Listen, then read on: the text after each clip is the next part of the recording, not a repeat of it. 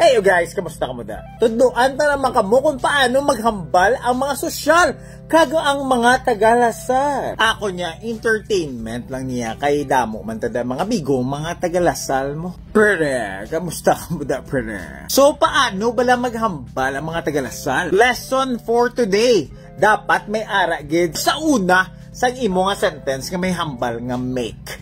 Make plus verb. Kung gusto mo maghambal nga daw taga Saints ko ka, taga Lasalle ka, or social ka, dapat ang imo nga himuon is dapat may ara lang make plus verb. Para sa wala kabalo, ano bala ang verb? Ang verb is the word that you use to describe an action, an occurrence, forming the main part of the predicate. Kabudlay, no? Kabudlay, ipaminsaron. Pero, you get what I mean. Ang verb is to describe an action. Di bala ka simple lang. Okay, pamati ka mo kung paano tani ubrahon. For example, amo niyo. Pero, dugo ba gigurong ako nga salakyan subong nga gabi kanay make upod simo magpuli ka karon? Di bala? Gets nyo? Make upod. Sabto niya kada yun, pero basi malangalang ko bala karon na, okay? I have to make sugat my mom sa airport. Or, pwede pag ang isa ka example. Pero, can you make istorya kung anong natabo sa inyo nga party kagabi? Kaya wala ko ka-attend kagabi. Because I have to make luto sa house. Pero, may harap pag sa isa ka variation nga pwede upudon. Iupod mo bala or i-conjugate. Now, para naman sa wala kabalo kung anong meaning sang conjugate. Conjugate is to make it agree with the word in a sentence.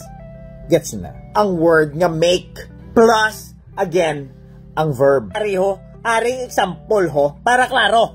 Para, check.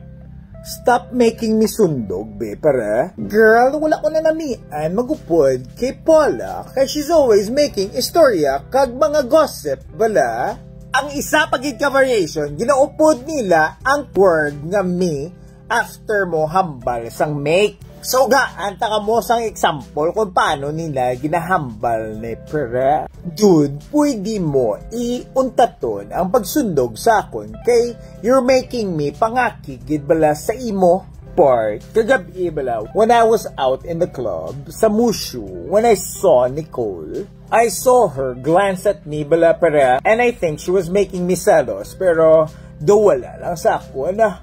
So, ginkantuan ko gid siya part, kaya ginabalang ko sa Nicole, why are you making tulok sa akon? Kagin sabat niya ko part, I'm only doing this because I want you to make balik sa akon. Siling ko siya, Nicole, this is so unfair. If you want that, you can just make hambal sa akon that you want me back. So, don't make me akig na bala sa dason, okay? So, mga can you make understand na? Am I making any sense? Am I making you libog your ulo? So, amo na aton nga na-learn subong adlaw. Kung paano maghambal nga daw taga Lasalle ka, or social ka, or taga Saints ko, psst, don't make lipat ha. Peace.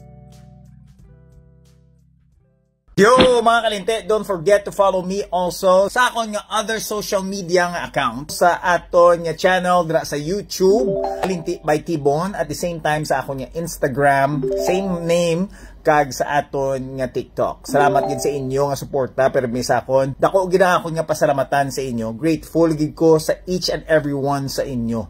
Thank you gid. Hope to see you there. Peace.